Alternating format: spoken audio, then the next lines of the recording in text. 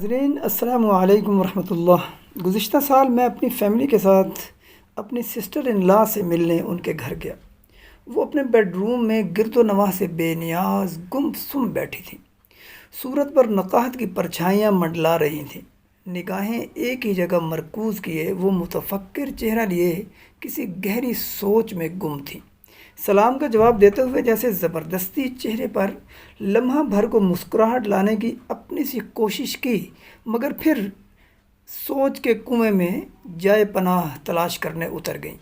محفل میں جسم تو موجود تھا مگر روح جیسے کسی اور ہی دنیا کی متلاشی تھی۔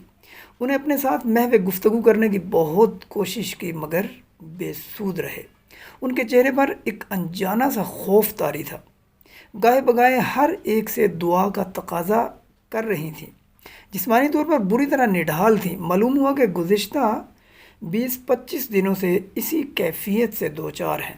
نہ تو کسی کام میں دل لگ رہا تھا، نہ ٹھیک سے کچھ کھا پی رہی تھیں۔ تھکاوٹ کی وجہ سے بیڈ پر پڑی رہتی تھیں۔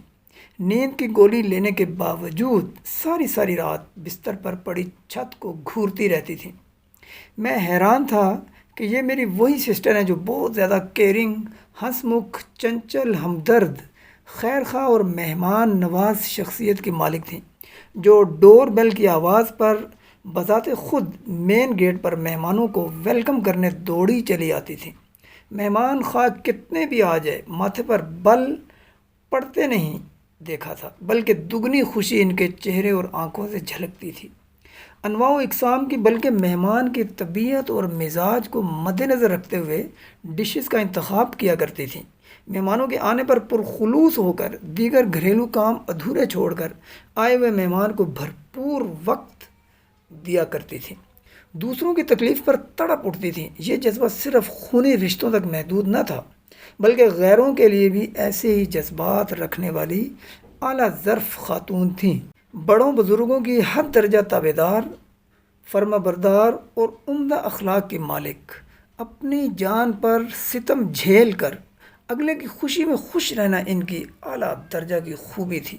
لیکن اب ان کی موجودہ حالت دیکھ کر دل تڑپ اٹھا تھا۔ ناظرین گرامی، وقت کبھی ایک سا نہیں رہتا۔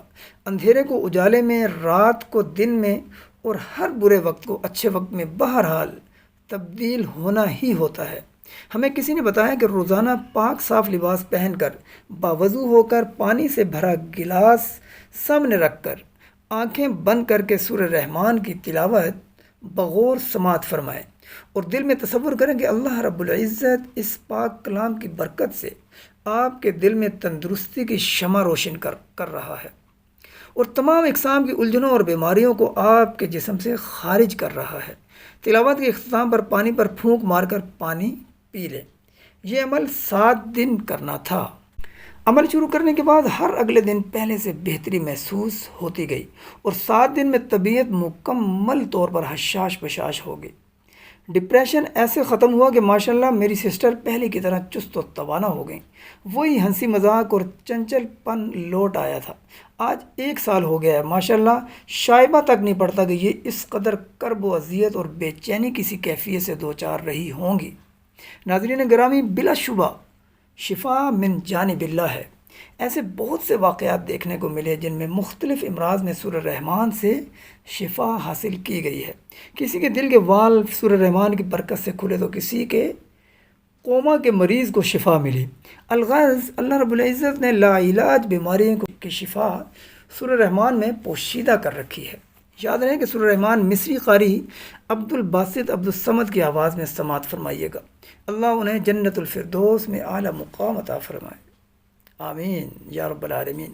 ناظرین گرامی، آپ کے آس پاس بھی اگر دیگر امراض میں مبتلا مریض ہوں تو انہیں سورہ رحمان کے اس بابرکت عمل سے ضرور آگاہ کیجیے گا۔ ممکن ہے آپ کی زبان سے نکلی بات کسی کی زندگی میں خوشیاں لانے کا سبب بن جائے۔ یہ صدقہ جاریہ بھی ہے۔ اللہ رب العزت ہم سب کو اپنے حفظ و امان میں رکھے۔ السلام علیکم ورحمۃ اللہ وبرکاتہ۔